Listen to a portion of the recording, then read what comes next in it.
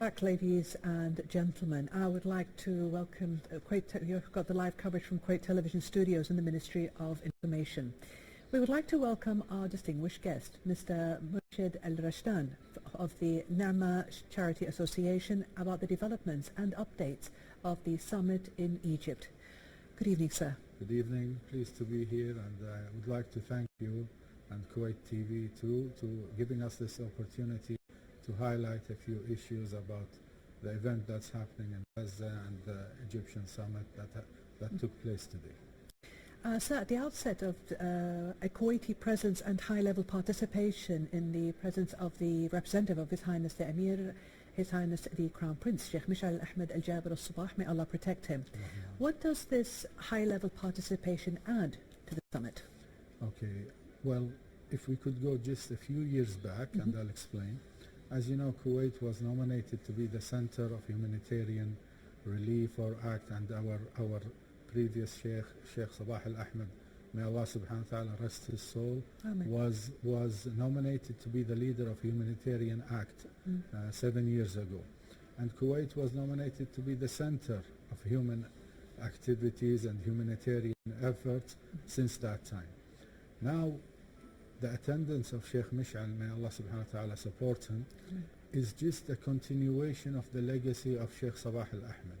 In addition to that, it's a clear message to the whole world and to the Kuwaitis and expatriates living in Kuwait that Kuwait will always stand found, strong, with less fortunate people around the world, and the Palestinian issue was always, is and will always be a main concern of the government and people.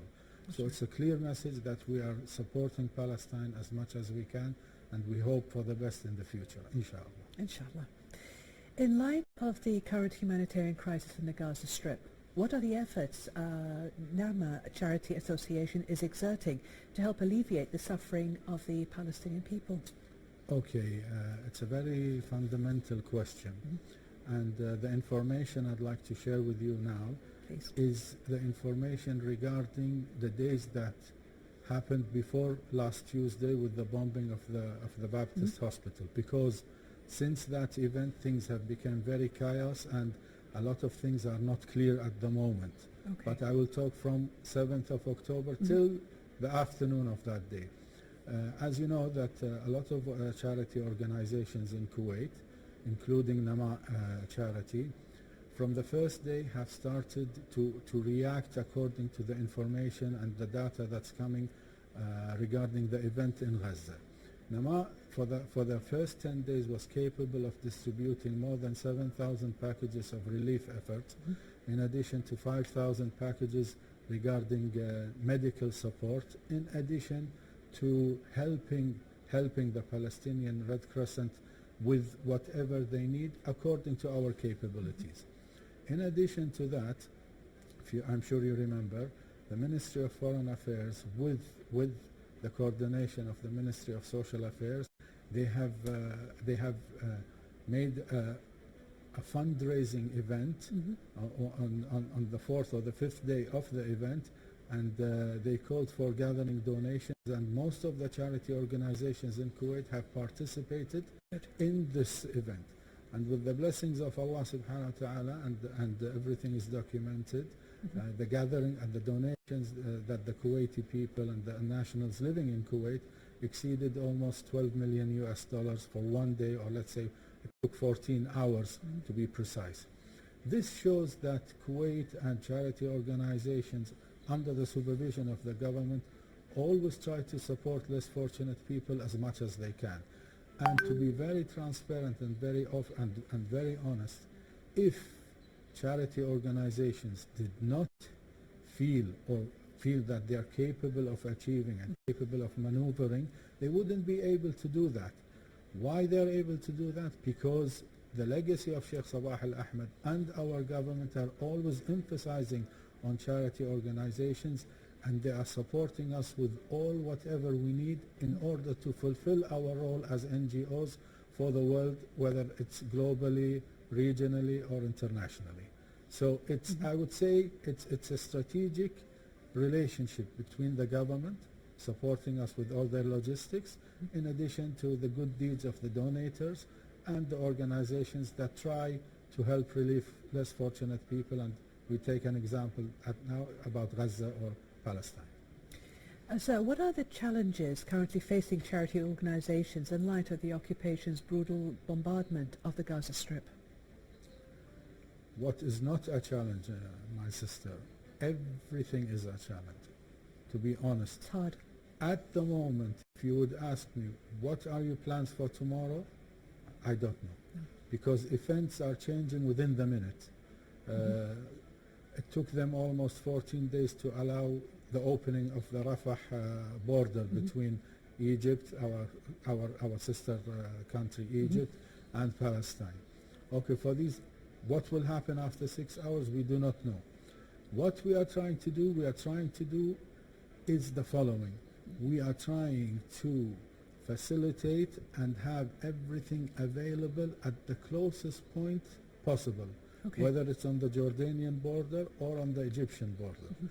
In the meantime, some charity organizations working locally in Palestine, especially in Gaza, were doing a marvelous work with the support they get from the international communities and NGOs.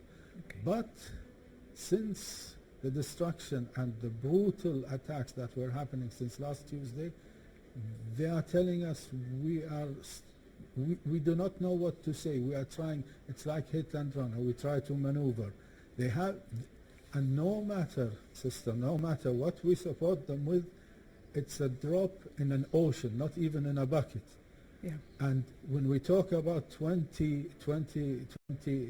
the convoy, yes, the blessings of Allah subhanahu wa ta'ala, the media has showed that the line of convoys are till the end of the site, you can see. Yet out of this whole total line, they only approved 20 trucks to work in. So the people are in a devastating situation. Children are being, they are bombed, they are killed. I'm not talking today, or I'm not talking with you as a Kuwaiti. I'm not talking as a Muslim. I'm not talking as the head of the management sector in Namaa. I'm talking as a human being. How and what are we supposed to do, and how can we do it? Therefore, I really urge any politician in the world, any person that has an influence on any decision, I really hope and I wish that he would listen to his human conscience before calculating what we get and what we do not get out of this. Should we do this or that? Things are in chaos. People are being bombed. Before I came, I even heard that the hospital, Al-Quds hospital, which they call the Kuwaiti hospital, which is a blessing, they have 150,000 refugees stationed around the hospital, in addition to the people who are sick and who are wounded. They got a warning. They said you have to evacuate or expect you'll be bombed. Okay. What can they do? What could they, 150,000, what can people do? I do not have a clear answer. I do not know. Everything is vague. But the Palestinian people and the NGOs over there are very determined to help as much as they can. During the whole bombing, with whatever is happening, the ambulances were working. The Palestinian Crescent was working. The doctors refused to leave their places, etc. So human beings are working together because they want to help their brothers and their sisters. What can we do? It's with the blessings of Allah subhanahu wa ta'ala, but unfortunately it's all up to political decisions that would allow us to enter or not allow us to enter. Well, we hope there'll be more convoys coming in and everything will sort itself out very, very soon. It's devastating.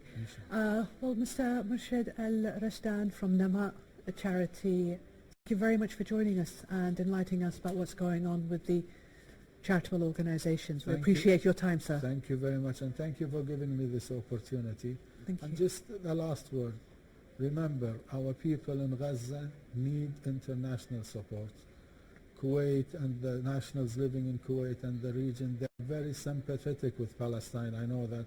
even international, I mean, the people around the world, demonstrations, they feel for them. So please just give people a chance to help Gaza people, regardless what their religion is, what their nationality is.